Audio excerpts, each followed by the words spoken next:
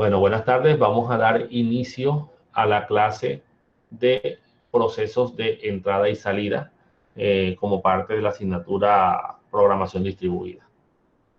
Como estábamos viendo en las clases anteriores, los sistemas de cómputo manejan unos flujos de entrada y salida. La entrada y salida de datos, como dice en la presentación, ¿verdad? Se realiza a través de lo que se conoce como flujos o streams, que no es más que una secuencia ordenada de bytes. Acuérdense que todo lo que manejan los sistemas de cómputo son unos y ceros, una cantidad de unos y ceros en secuencia asociadas a los diferentes caracteres y valores que se están manejando. Existen diferentes tipos de datos, enteros, decimales, float, doubles, pues la clase string en Java, los char, booleans, y todo a la larga se traduce en unos y ceros, secuencias de bits. El manejo de los flujos es independiente de cuál es el origen o cuál es el destino. Eso no tiene ninguna relación. Simplemente tenemos que tener claro que existen flujos de entrada y flujos de salida, ¿verdad? Asociado a procesos de tipo I/O, input y output. Y que estos procesos, como dice la diapositiva, pueden generar excepciones. Esto quiere decir que pueden llegar a presentarse algún tipo de inconveniente. Por ejemplo, quiero leer el contenido de un archivo para un proceso de lectura y resulta que el archivo no existe. Entonces, eso generará una excepción.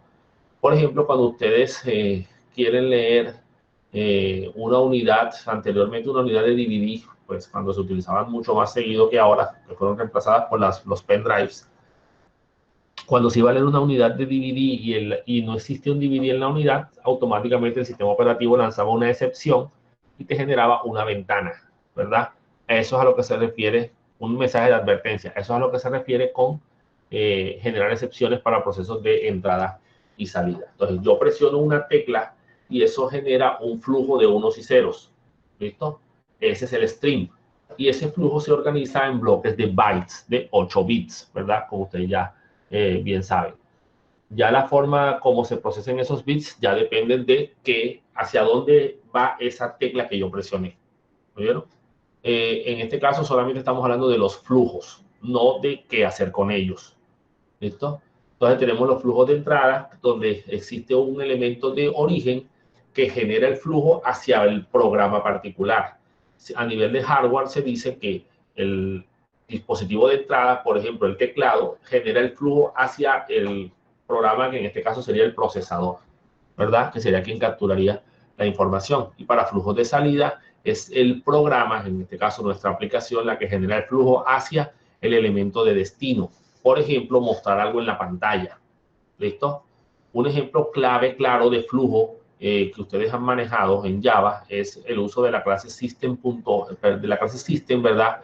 El elemento out, System.out, y el método print o println que habilita el uso de elementos de un objeto llamado printer, ¿verdad? Que simplemente lo que hace es tomar la información que está en el programa y enviarla como un flujo hacia la pantalla que viene a ser el elemento de destino, que es lo que se conoce como la salida estándar. Y la clase scanner, por ejemplo, si se acuerdan cuando la usaban en sus clases de programación 1 y 2, la clase scanner toma como elemento de origen la clase system en el objeto .in, ¿cierto? Que va a hacer referencia a la entrada estándar, o sea, el teclado. Entonces, el teclado le introduce un flujo hacia el programa. En Java, ¿verdad? Existen diferentes clases para manipular esos flujos de entrada y salida. Estas clases o estos elementos, estas librerías se asocian a procesos de entrada y salida, se encuentran siempre almacenados en el paquete java.io. Se debe tener en cuenta, como ya les he dicho, el manejo de excepciones, que por lo general van a ser de tipo I/O. Por ejemplo, un archivo que está corrupto, una unidad de almacenamiento está desconectada, el disco de red no tiene acceso, ¿cierto? Entonces, eso puede generar problemas difíciles de controlar y una validación, un condicional como un if, no existe ese tipo de operaciones a nivel del lenguaje de programación. Si ustedes van a ejecutar, por ejemplo, la lectura de un archivo, tienen que utilizar el famoso bloque try-catch o un throw a través del método como tal para controlar esa excepción y que el hecho de que se vaya a dar esa excepción no te bloquee tu aplicación. Las máquinas, incluso los compiladores y las máquinas virtuales, la máquina virtual Java, si tú no colocas un bloque try-catch en un elemento o no colocas una gestión de excepciones en un método que puede generar una excepción, por ejemplo, al tratar de abrir un archivo, él no te deja compilar y te dice que tienes que controlar la posible excepción, ¿verdad? Entonces, eso hay que tenerlo en cuenta cuando estemos trabajando. El paquete java.io, y ahí les pongo siempre en cada clase y en cada paquete la URL para la API de Java que les va a permitir entrar a la documentación oficial de esa clase o de ese paquete, ¿verdad? Es el que maneja los procesos de entrada y salida. Todos los distintos orígenes de entrada y salida son manejados como flujos, ya se lo habíamos dicho, como stream. Y en este paquete están las clases que controlan los flujos con cierta abstracción sobre el origen o destino de los mismos. ¿Listo? O sea que para el sistema es irrelevante, o para la clase como tal es irrelevante si el flujo va a venir del teclado o va a venir de un archivo o de algún otro elemento diferente, ¿verdad? O incluido también el destino. Se puede utilizar los mismos grupos de clases sin importar el caso particular. ¿Oyeron? Quiere decir que vamos a trabajar con diferentes tipos de clases. Hay unas más generales que otras. Dependiendo del tipo de información que yo quiera, puedo utilizar la clase puntual que procesa ese tipo de información, o puedo usar la clase genérica y yo después me encargo de darle el procesamiento requerido. Tengan claro que muchas de las clases que vamos a trabajar aquí manejan los flujos, pero no tienen relación con el entendimiento del flujo. ¿Oyeron? Quiere decir que, por ejemplo, si yo uso la clase input stream, una input stream para capturar o para manejar información, algún tipo de input stream, y él recibe un flujo de una imagen con un formato particular que yo me inventé, y no el famoso JPG o el PNG, por ejemplo, me tocará crear a mí el código necesario para poder renderizar y mostrar la imagen o visualizarla en la pantalla. Porque las clases de input stream que podamos manejar, ellas procesan los tipos ya conocidos. Los nuevos me tocaría inventar un sistema para que pueda ser procesado, porque la clase solamente se encarga de manejar el flujo y no qué hacer con ese flujo. Espero que esto esté claro. Los flujos binarios, que en este caso, por ejemplo, son los tipos de flujos normales. Todos los flujos son binarios, todos, hasta los de texto son binarios, porque a la larga todo es 1 y 0. Básicamente un flujo binario es un flujo de bytes. Entonces, se almacena la información en bloques de 8 bits y se van procesando y se van enviando, ¿verdad? Permite manejar todo tipo de archivos, imágenes, sonidos, textos, canciones, archivos comprimidos, lo que sea, ¿sí? Flujos, ya que la clase solamente maneja los bytes. Ya lo que se haga con ella depende de las otras clases superiores. ¿Acuerdan? Esto sería algo como los modelos en capas en la programación orientada a objetos. Perdón, en el manejo de las redes de computadoras. Se maneja a través de clases abstractas tipo input stream y output stream, y todas las subclases que hereden de ellas. Estas dos clases son abstractas, como vamos a ver más adelante. Ya cuando hablamos de flujos de caracteres, estamos hablando específicamente de flujos que se manejan con información que viene del teclado, o que tiene información asociada a los caracteres del teclado, ¿verdad? No tiene que ver con imágenes ni cosas por el estilo, simplemente texto. Entonces hace referencia a letras, números y símbolos. Normalmente en texto plano, o sea que si yo estoy trabajando con un archivo de Word o con un documento de Word, por ejemplo, no lo puedo procesar como un texto o como un flujo de caracteres, porque él incluye también información de formato, el tipo de la letra, el color, si es negrita, si es cursiva. Así que en ese caso toca manejarlo como un flujo binario. Para trabajar flujos de texto sería con lo que es el famoso bloc de notas, ¿sí? O editores de texto como el editor V en Linux, ¿verdad? El iMac, cosas por el estilo. Entonces, se maneja a través de otras clases abstractas como son los readers y los writers y todas las subclases que le dan de ellos. Todas las clases de tipo reader y writers se encargan de convertir, o sea, ellos reciben el byte y lo convierten a char enseguida, o viceversa, de char lo pasan a byte, ¿oyeron? Ojo que aquí estamos hablando de char, no estamos hablando de string, ¿oyeron? Hay que tener un procesamiento especial aparte o una clase especial que maneje los strings para poder hacer la conversión de byte a string. Esto tiene que tener muy claro este concepto para poder entender bien cómo utilizar las clases, ¿verdad? Aquí tenemos la jerarquía de clases de la clase input string. Las flechitas se cruzaron un poquito, pero no importa.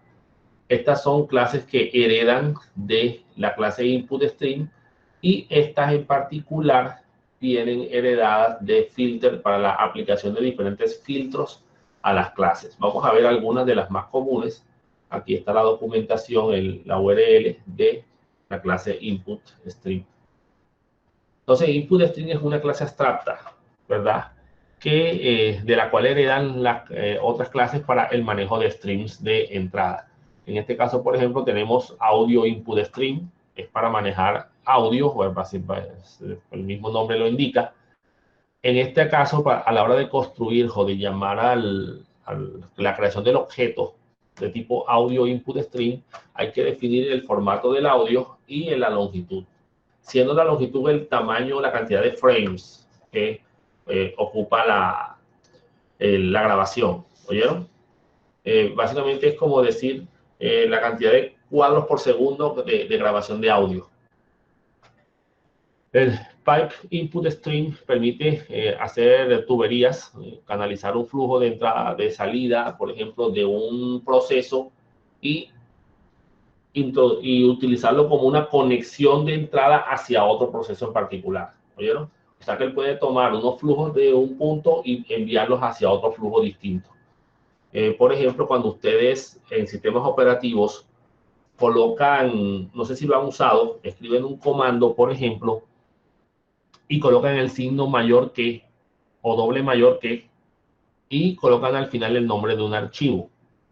¿Qué sucede en ese caso? Que en la ejecución del comando, que normalmente genera una salida en la pantalla, esta vez no va a generar una salida en la pantalla, porque esos mayor que son una tubería que, bueno, funcionan como una tubería que envía la información hacia el archivo y no hacia la pantalla. Lo que hizo que se redirigiera la salida de un comando hacia un archivo particular. La tubería en los sistemas operativos es la barra vertical, el famoso pipe, de ahí su nombre. ¿Listo? Y yo puedo hacer también que un comando, la salida de un comando vaya hacia la entrada de otro comando distinto. ¿Listo? Muy bien. Y el string buffer input stream, este está deprecada, no se recomienda, es para manipular secuencias de bytes que van a ser manejados como cadenas de caracteres, o sea, lo que haría un reader o un writer, ¿verdad? Pero ya no manejado como char, sino como string.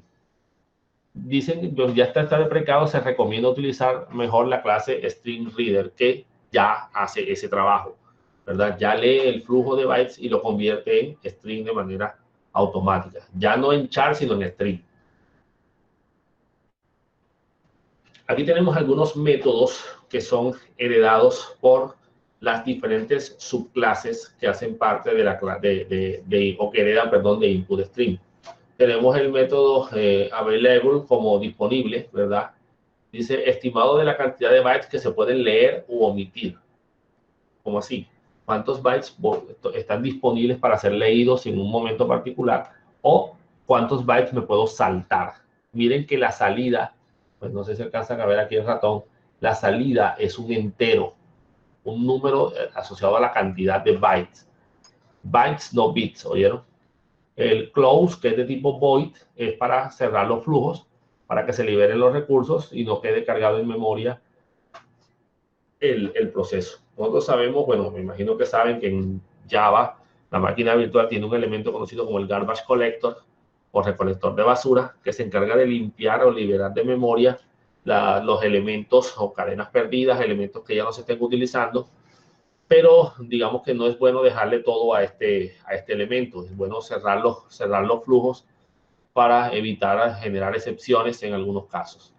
El método mark es para marcar una posición actual en caso de que necesitemos detener el flujo y seguir otro proceso, que se marque por dónde se encuentra, en qué posición quedó. Eso genera una marca en memoria de la posición actual del flujo que podrá ser retomada al llamar a un método llamado reset. El método mark supported de tipo boolean es simplemente para indicar si se pueden utilizar los métodos mark o reset en ese flujo. O sea que antes de habilitar o de llamar al método mark, siempre es bueno a ese objeto asociado al flujo, llamar al método mark supported para ver si me arrojó verdadero, entonces ahí se activó el mark. ¿Listo? Para después poder activar el reset. Y a pesar de que ya yo sé que si tiene una marca se puede resetear, pues también antes de ejecutar un reset, validar también. ¿Listo? Y el método read, este es uno de los métodos más importantes y es el que más van a utilizar. Si se dan cuenta, es abstracto, ¿sí? Tiene un abstract in read. Quiere decir que el método no puede utilizarse directamente desde input stream. Recuerden su clase de programación orientada a objetos, una clase abstracta no puede ser instanciada como un objeto. Necesitamos que esa clase sea heredada por otra clase y que esa clase hija implemente o diga qué vamos a hacer con ese método read, porque el método read, al ser abstracto, no está codificado, solamente está firmado, ¿verdad? Pero entonces el método read se usa para leer la información almacenada del flujo, ¿verdad? Él lee un flujo de bytes y salta al flujo siguiente. ¿Oyeron? Entonces, yo a medida que voy leyendo, voy saltando. Y cada vez que voy leyendo, pues tengo que capturar aquí en esta variable entera la cantidad de caracteres que se leyeron. Aquí tenemos otro método read que se asocia a un vector de bytes. En este caso, este método read va a tomar la información del flujo, ¿verdad?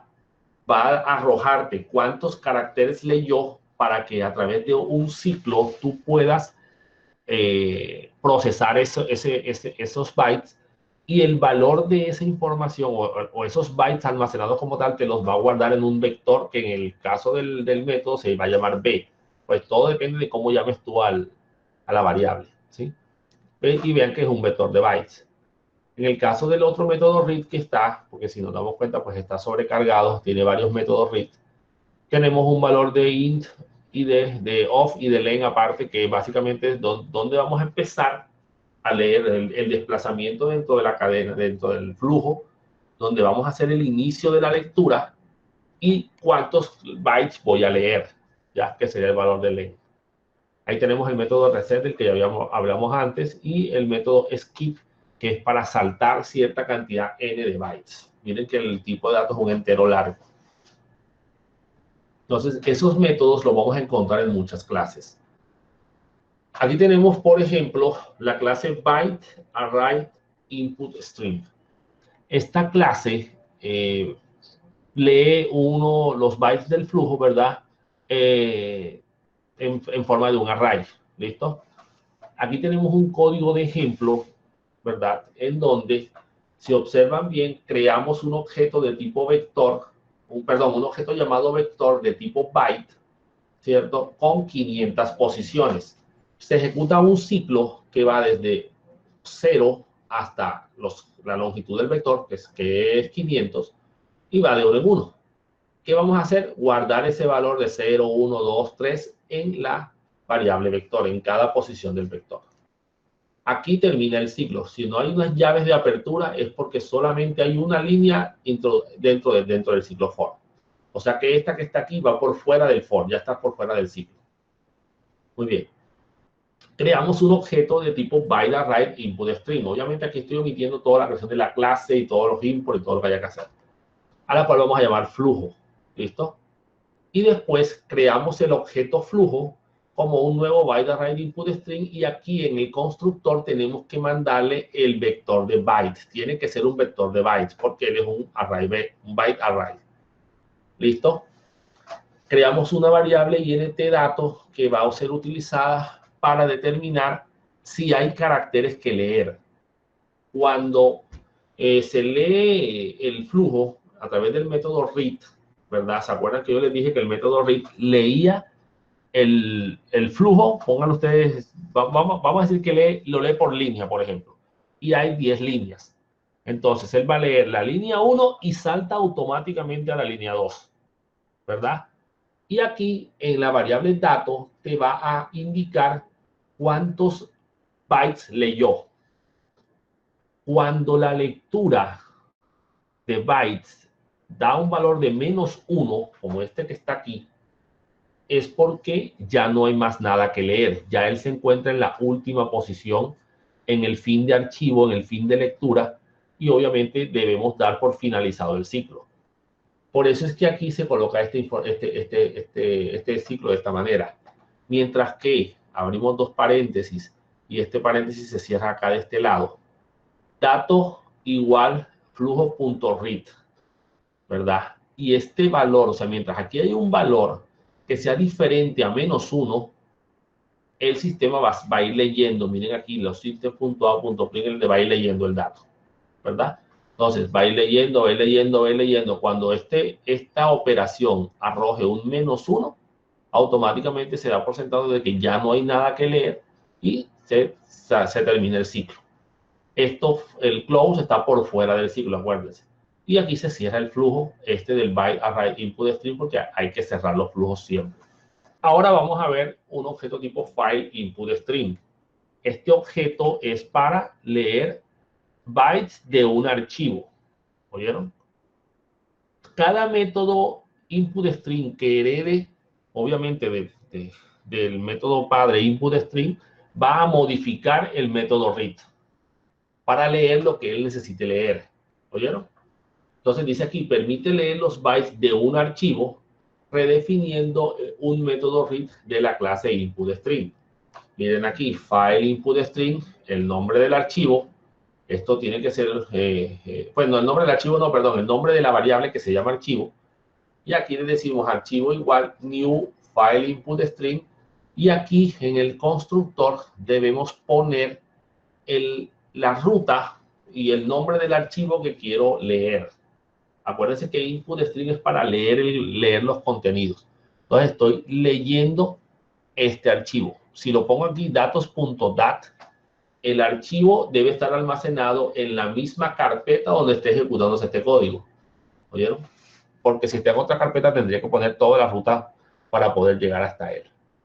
Lo mismo, miren, creamos una variable de entera para decir si hay datos que leer, y aquí se va el ciclo, se va leyendo. Si se dan cuenta, es básicamente lo mismo que está en el anterior. Casi todo siempre va a ser muy parecido. El manejo del flujo es lo mismo. Lo que va a variar según el tipo de input string es qué es lo que yo puedo leer, y en los output qué es lo que yo puedo escribir. Si es un file input, puedo leer un archivo. Si es un byte array, puedo leer un vector de bytes. ¿Oyeron? Aquí, por ejemplo, sequence input string dice permite procesar una secuencia de input string a través de concatenación. O sea, puedo unir varios input string hasta de diferentes tipos que quiero, ¿verdad? Profe, Dígame, profe, disculpe, tengo una duda con el input string, dígame. el anterior del archivo. Digamos que se tenga un carácter especial, ¿en qué codificación se puede reconocer esos caracteres? Es Ojo, decir, ya UTF-8, ANSI y eso. eso es otra cosa. Esta clase maneja los flujos. ¿Ya? Ya cómo Pero lo... ¿cómo va a leer el archivo? No, ya eso es, por lo menos, para esta clase eso es irrelevante. Esta clase solamente lee el flujo de bytes. No mezclemos las cosas, ¿oyeron? Ya Ah, ok, sí. Ya, buscar un método, sí hay métodos para que el flujo, para yo decirle al flujo, hey, entienden esto como UTF-8, para que él, cuando haga la conversión a caracteres o a string, sepa cómo procesarlo y cómo mostrarlos en la pantalla, por ejemplo. Pero esto como tal, él solamente lee el flujo, ¿ya? Y él, si tú no le especificas el conjunto de caracteres, por ejemplo, es la máquina virtual la que decide y se va por el manejo, digamos que por defecto, ¿sí? Que creo que en Java es UTF-8, ¿ya? Y no se lo dices, ¿listo? Pero ten claro que la clase como tal lo que hace es manejar el flujo y ya, ¿listo? Ok, listo, gracias. Muy bien, entonces con Sequence Input String lo que hacemos es manejar una secuencia, una unión de varios, en este caso varios file input string, en un solo archivo, digamos en un solo flujo. Primero ese flujo de archivo 1 y después el flujo del archivo 2. Entonces, puedo utilizar, por ejemplo, este código que tenemos aquí, donde tenemos dos file input string, archivo 1 y archivo 2, ¿verdad? Que se asocian a dos archivos distintos, a datos1.dat y a datos2.dat, y mezclarlos, unirlos en el sequence input string llamado flujo. Aquí metimos archivo 1 primero, luego archivo 2. Y cuando se hace el recorrido, yo puedo no mostrarlo en la pantalla, sino por ejemplo, guardar ese flujo en otro archivo. Y lo que hice fue unir los dos archivos en un archivo nuevo, por ejemplo. ¿Ya? Entonces, eso podría ser una aplicación. Hay clases, hay comandos en algunos sistemas que te unen archivos en uno solo, ¿verdad? Entonces ahí tendrían esa posibilidad. Object Input String es para manejo de datos primitivos. O sea, quiero manejar un INT, un dato fecha, un string. Quiero manejar, sí, objetos particulares asociados a los tipos de datos. Si ustedes se acuerdan de la clase Scanner, ustedes saben que la clase Scanner tiene diferentes métodos, ¿no? Un método nextInt para leer enteros, un método nextDouble para leer dobles, un método next o nextLine para leer cadenas de caracteres. Pues esos métodos internamente llaman a un Object Input String para que procese el dato como yo le estoy diciendo que lo quiero manejar, como un número, y no tener que hacer una conversión después de capturado, ¿sí? Por defecto, todo lo que se captura del teclado es un flujo de bytes. Así que yo después deberé tomar ese flujo de bytes y hacer la conversión respectiva, si es un número entero, si es un booleano, ¿listo? En este caso, al utilizar un objeto Object Input String, yo lo proceso como el tipo de datos que yo quiera, que yo sepa que ya él es. El detalle es que tengo que saber qué tipo de dato es. Aquí en este código, por ejemplo, tenemos un file input string asociado a una variable archivo, obviamente nuestro muy popular archivo datos.dat, y tenemos aquí un objeto, ¿sí? Un object input string que miren cuál es el elemento base para trabajar con él, la variable archivo. O sea que un object input string te puede recibir otro tipo de input string, y eso es común en este tipo de elementos, ¿oyeron?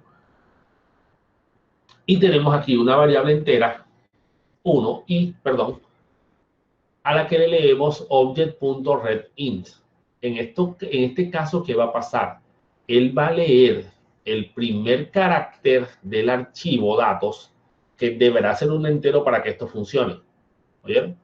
Entonces, lo leyó y saltó a la línea siguiente.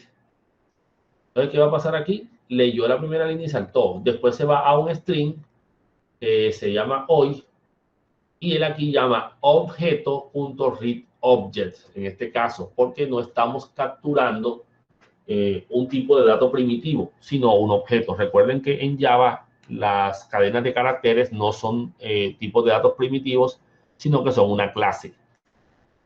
Y obviamente esto que está aquí es un proceso conocido como casting. Cuando lo ponemos entre paréntesis, el tipo de dato o la clase asociada al tipo, en este caso string, estamos tomando el objeto que fue leído como objeto de cualquier tipo, y aquí le estamos diciendo procesarlo como un string y guárdalo aquí. Lo mismo estamos haciendo con la fecha. Acuérdense que en Java las fechas o date como tal también es una clase.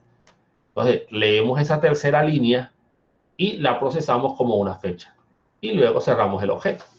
¿Listo? Entonces, el Object Input String te permite dividir. El detalle es que te toca saber qué tipo de información es la que hay en ese archivo. O sea que el archivo tiene que tener un formato ya específico, ya definido. Muy bien, un filter input string dice que los filtros devuelven la información que a su vez ha leído de un input string asociado previa a la realización de alguna transformación en particular. Cada filtro añade una funcionalidad adicional al input string básico.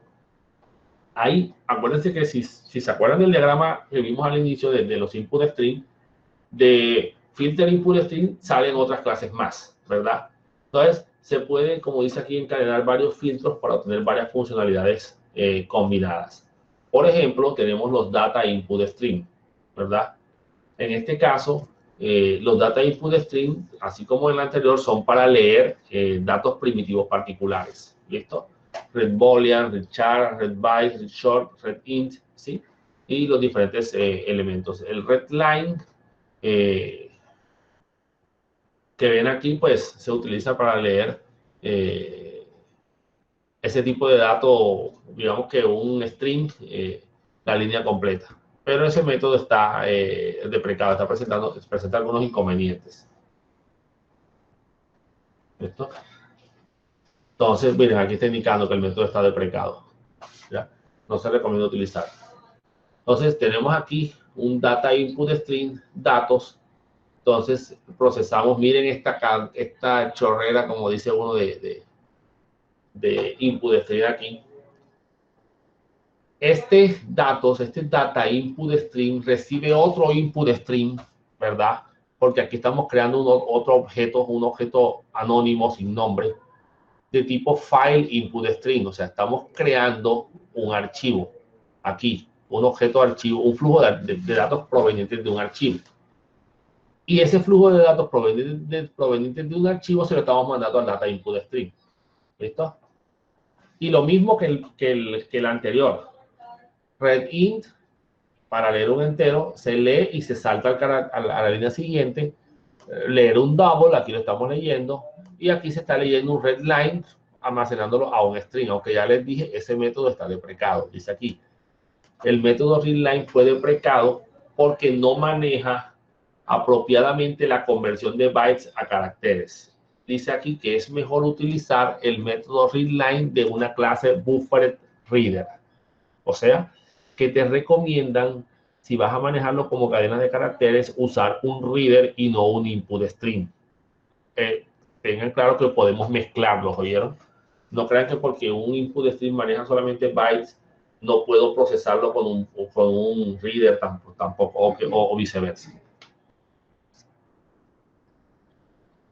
Muy bien. De la clase output string ya se asocia a la escritura o al guardado de información, ¿sí?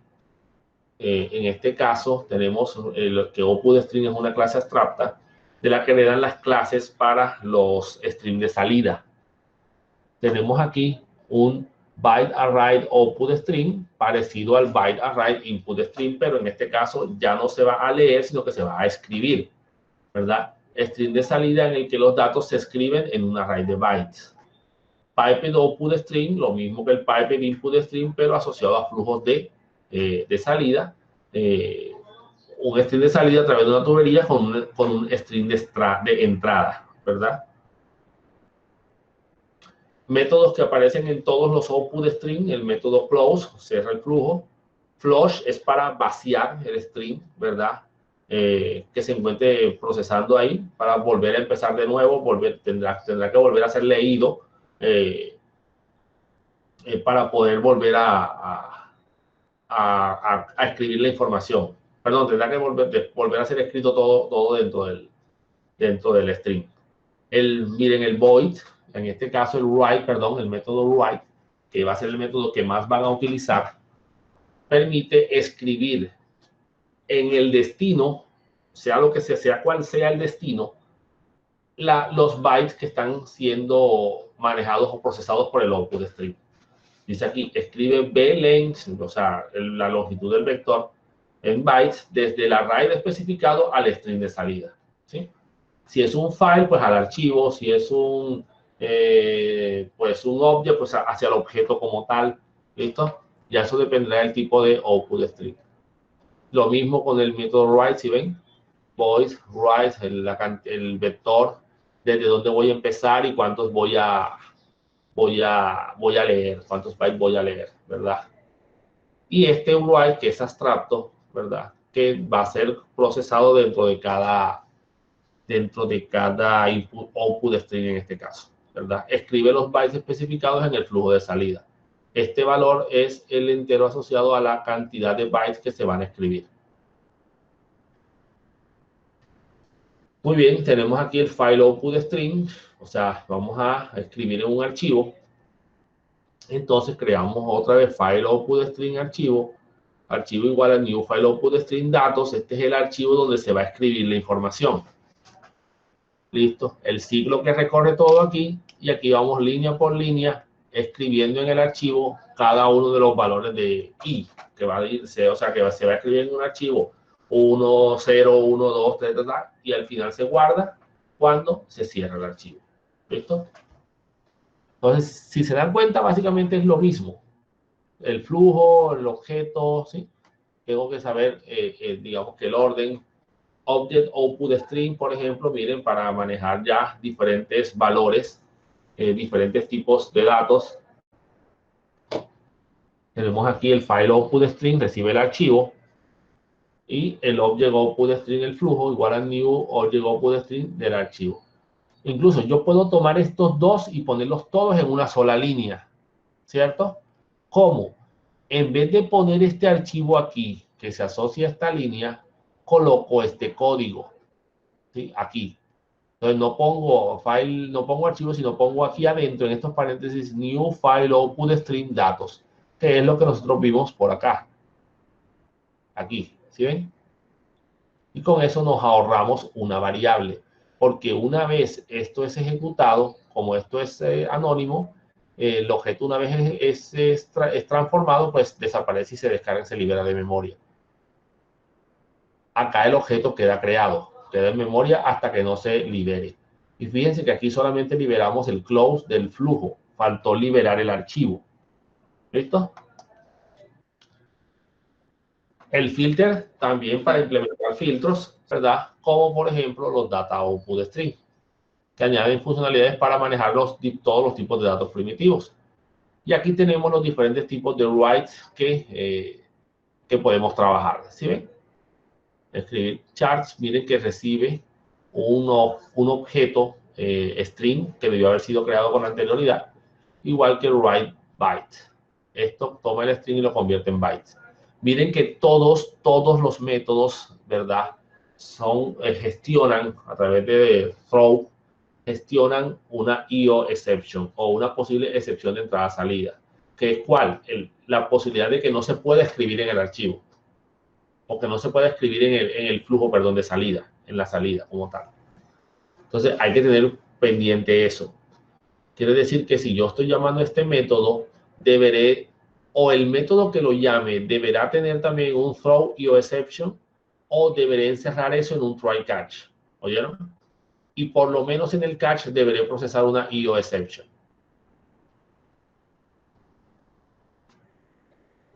Aquí tenemos un data output string flujo, new data output string, new, ¿sí? Leemos el archivo, perdón, asociamos a que estos datos que voy a manipular se van a guardar en este archivo.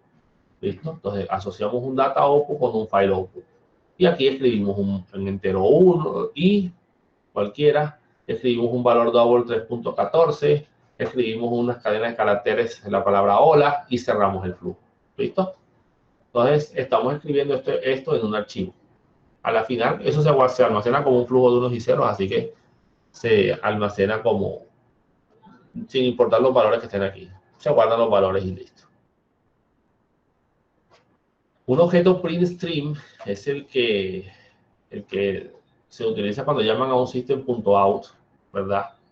Aquí abajo también system.out es un tipo print stream. Añade la funcionalidad de poder enviar todos los tipos primitivos en formato texto. ¿Listo? O sea que no te lo maneja como flujo de bytes, sino que te presenta el carácter, o sea, el carácter como tal asociado. Ofrece los métodos print y println sobrecargados para todos los diferentes tipos de datos primitivos.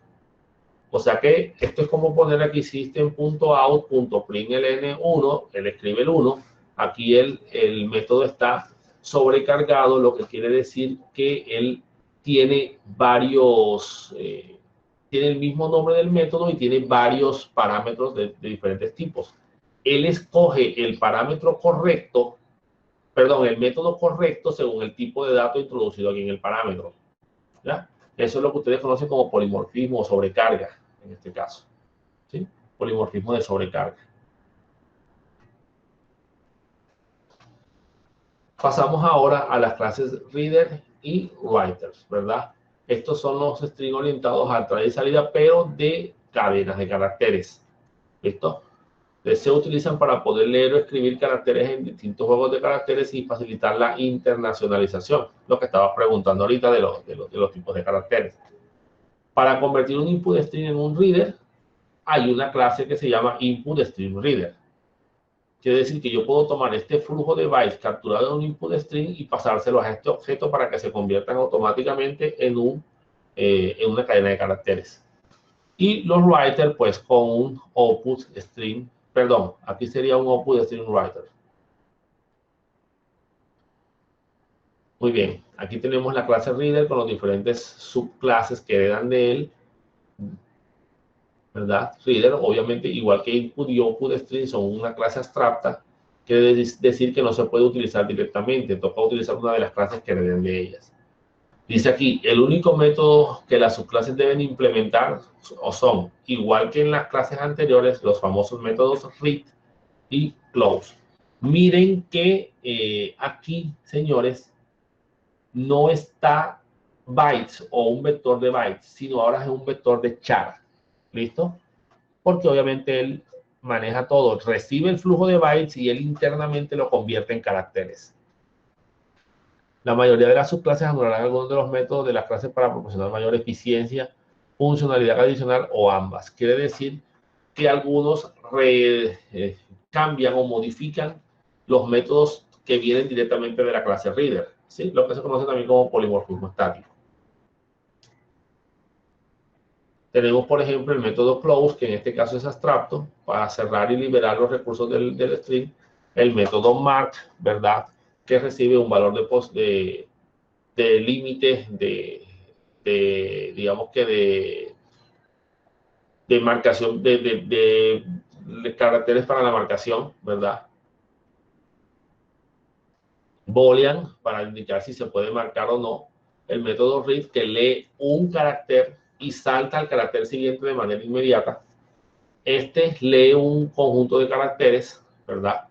Y los guarda aquí en esta variable cbuf, que es un vector de char. Yo tendré que tomar esta variable y recorrerla para poder escribir esa información. Y lo mismo acá, un vector de donde se guarda la información, el valor inicial de la lectura y la cantidad de caracteres a leer. Y si me devuelve un valor numérico superior a -1 es porque está leyendo información. Aquí read, y aquí yo estoy definiendo un buffer de char, un buffer de caracteres en memoria al que llamo target, y aquí es donde se va a guardar la información que se está leyendo. Intenta leer los caracteres en el buffer de caracteres especificado, este que está aquí. Ready indica que el sistema está listo para ser leído. En caso de que el sistema esté ocupado, yo puedo validar, por ejemplo, antes de tratar de leer un recurso, puedo verificar si ese recurso no está siendo utilizado por alguien más. Si el ready me devuelve verdadero, es porque el recurso está liberado, nadie lo está usando, así que lo puedo leer. Si el recurso está siendo utilizado por alguien más y yo lo trato de leer, pues eso me puede generar una excepción. ¿Listo? Muy bien. Reset, pues resetea el string basado en la marca que se le hizo anteriormente. Y este es para el skip, para saltar los caracteres.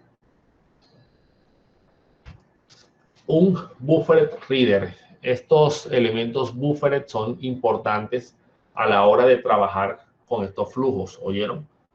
¿Por qué? porque digamos que ustedes de sus clases de arquitectura del computador saben que la memoria RAM es mucho más rápida que el disco duro, ¿cierto? Cuando se va a leer información o se va a leer un archivo, por ejemplo, y el archivo es, digamos, un proyecto, una tesis, por ejemplo, que tiene, pónganlo ustedes, 90, 100 o 100 páginas, 150 páginas, pónganlo ustedes, por ejemplo. No se van a leer todo enseguida, porque el sistema se demoraría mucho leyendo todo eso. Primero, tienen que tener claro que en ese caso particular de lectura de información en un disco o en una unidad de almacenamiento de, pues, normalmente tipo pendrive, disco duro, lo que sea, esa información no va a pasar por el procesador, se demoraría demasiado. Esa información se carga directamente a la memoria. ¿Listo? A través del famoso canal DMA, el Direct Memory Access, que es el acceso directo a memoria, que viene incluido un canal de comunicaciones directo desde las unidades de almacenamiento hacia la memoria. Y el procesador manda a los chipsets a que se encarguen de enviar esa información directamente hacia la memoria y que no pase por él, ni siquiera pasa por los chipsets, ellos solo se encargan de manejar esa comunicación. Entonces, como el disco duro es muy lento, se va cargando el archivo por pedazos, ¿listo? Y esos pedazos se van a ir almacenando en un espacio de memoria, en un buffer de almacenamiento. ¿Por qué se hace de esta manera? Porque para el procesador o para el elemento que vaya a hacer el trabajo es más fácil procesar el flujo que venga de la memoria a tratar de ir a leer el disco. ¿Listo? Entonces, si el archivo es muy grande, se van a mandar por bloques y tú debes ir poniéndolos dentro de un buffer reader, por ejemplo, y después tú vas procesando a través de ese buffer reader. Entonces, miren aquí. En general, cada solicitud de lectura hecha de un reader hace que se realice una solicitud de lectura correspondiente del carácter subyacente o secuencia de bytes. Por lo tanto, es aconsejable incluir un buffer reader para no tener que ir al disco tan seguido. O sea, no poner al sistema, hago cargas grandes, por ejemplo, del disco hacia el buffer reader, luego tomo otro objeto que lea ese buffer reader, lo procese como tenga que procesarlo, y a medida que voy leyendo el buffer se va desocupando y va haciendo otras precargas, va a ir precargando la información, lo que me agilizará el funcionamiento de mi sistema, me mejorará el rendimiento de mi sistema, ¿verdad? Entonces es bueno utilizar este tipo de buffer reader, ¿verdad? Por lo tanto, es aconsejable incluir buffer reader en cualquier reader cuyas operaciones RIM pueden ser costosas. Por ejemplo, los file readers, o sea, los lectores de archivos, o los input stream readers, que normalmente pues, pueden venir de un flujo muy grande de datos que deberán convertir en caracteres. Entonces, es bueno siempre utilizar buffers intermedios. ¿Vieron? Input Stream Reader, que es la clase que habíamos dicho que se utilizaba para procesar flujos de entrada. Y si ustedes se acuerdan, yo les dije que todo lo que se recibe del teclado es un flujo de bytes que deberá ser convertido en un char o en un carácter. Dice aquí, en un input string es un puente entre un string de bytes y un string de caracteres. Lee los bytes, los decodifica en caracteres utilizando un charset particular. Acuérdense lo que les dije. En las clases input string ellos solamente reciben los flujos. En este caso acá, él sí procesa en los charsets como tú me estabas preguntando ahorita, en un carácter particular. En este caso por defecto es UTF-8, pero yo lo puedo cambiar, ¿verdad? Y para mayor eficiencia, como dice aquí, se le puede tomar un input de stream reader dentro de un buffer reader. Esto que está aquí, señores, buffer reader in igual new buffer reader, new input stream reader, system.in. Según lo que les he explicado hasta ahora, ¿qué creen que estamos haciendo aquí? ¿Para qué va a servir este objeto in?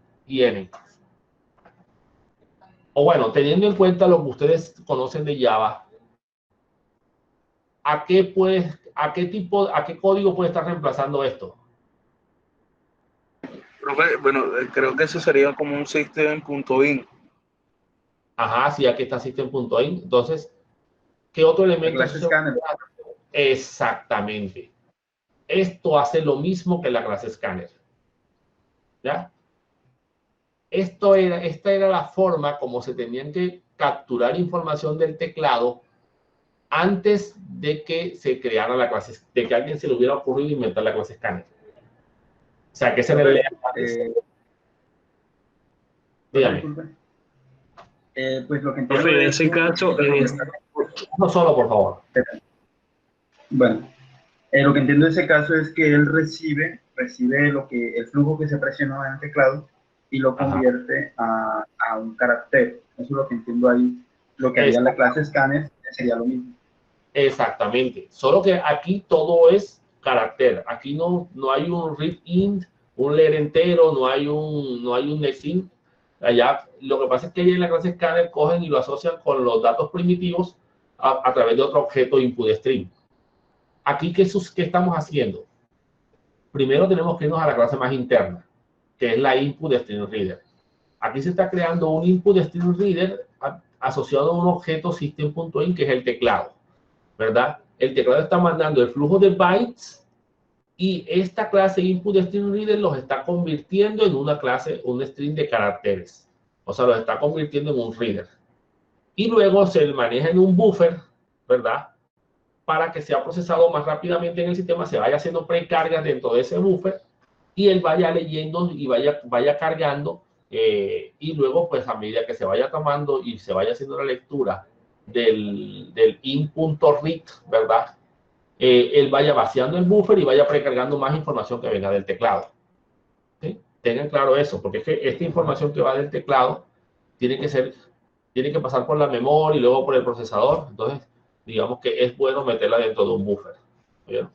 Entonces, esto que está aquí era el código que uno tenía que utilizar cuando uno en el algoritmo veía un lea. ¿Ya? Entonces, deben darle las gracias al que creó la clase Scanner, ¿sí? Porque les facilitó les quitó ese dolor de cabeza de entender esta parte. ¿Ya? El problema es que ahora sí vamos a tener que manejarlo más. Muy bien, el file reader, lector de archivos, pero ojo, archivos de texto, ¿cierto? File reader no puede leer archivos de imágenes, sino lee solamente archivos de texto, archivos de caracteres. Los constructores de esta clase asumen que la codificación de caracteres predeterminada y el tamaño del buffer para el byte, para la conversión de los bytes, es el apropiado. Se puede especificar estos valores construyendo un input string reader en un file input string para definir ahí sí el flujo de caracteres UTF-8 o lo que se vaya a procesar. Está diseñado para leer string de caracteres, para leer flujos de bytes sin procesar. Se recomienda utilizar file input string. Quiere decir, si tú tienes un archivo de Word y lo estás abriendo aquí, él va a asumir que todo, hasta el estilo de negrita, cursiva, subrayado, el tipo de letra, el color de la letra, son caracteres. Y te lo va a procesar como caracteres. Obviamente te va a generar un montón de símbolos raros que no vas a entender. ¿Ya? Y en este caso, si queremos manejar ese tipo de datos de Word o un archivo de Excel, una imagen, pues ya tenemos que utilizar un file input string, como ya lo hemos hablado.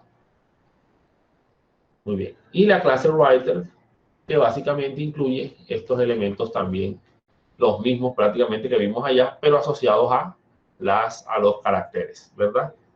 Vamos a ir aquí un poco más rápido. El método append es aquí para agregar un carácter al write. Lo agrega, siempre que vean el método append es agregar al final, ¿oyeron?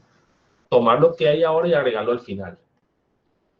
Writer append, miren que esto me arroja un objeto de tipo writer, ¿oyeron? Agrega la secuencia de caracteres en el writer. Esto que está aquí me lo agrega acá en el writer al final de todo lo que él haya leído antes. O sea, él ha hecho lecturas previas y esto nuevo que acaba de agregársele aquí, ya sea este chart o esta secuencia de charts o este valor aquí de inicio y fin de una secuencia de charts, se agregará al final de la secuencia que ya esté precargada desde anteriormente. ¿Oyeron?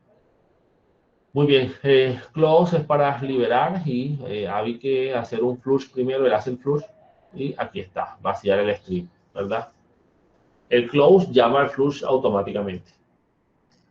para evitar que si vamos a agregar o a ejecutar otro método append se vaya a guardar lo anterior también.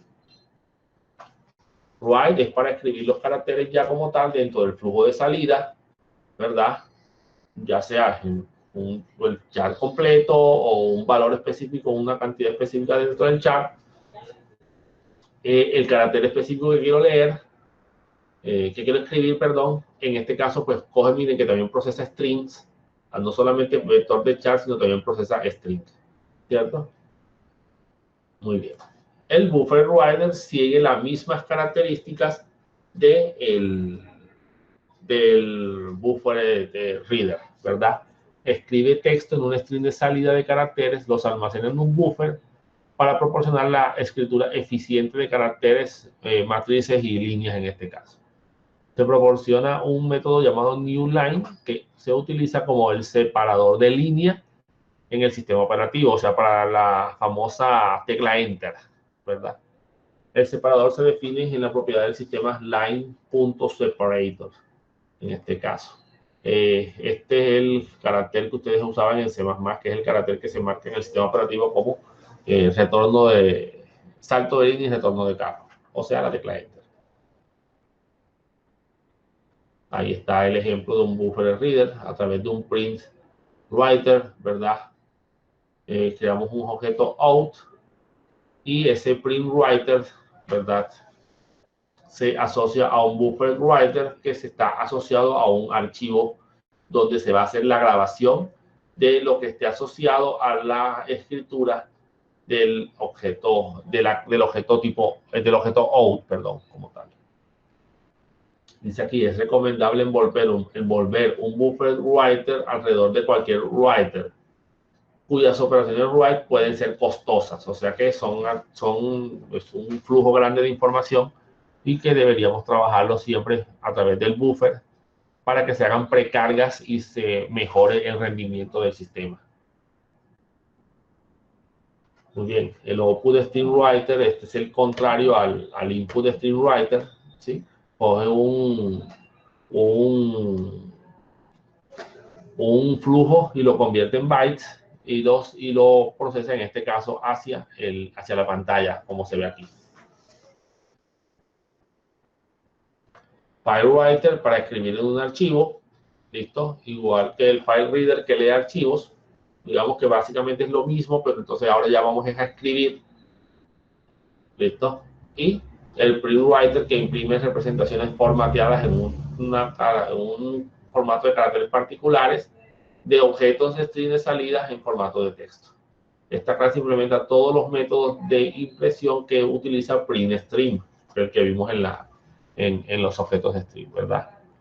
No contiene métodos para escribir bytes sin procesar, o sea que solamente escribes caracteres, ¿ya? Para los cuales un programa debe usar flujos de bytes no codificados, o sea, un objeto PrintStream. Bueno, señores, con eso finalizamos la clase de hoy. Nos veremos ya la próxima semana. Hasta luego.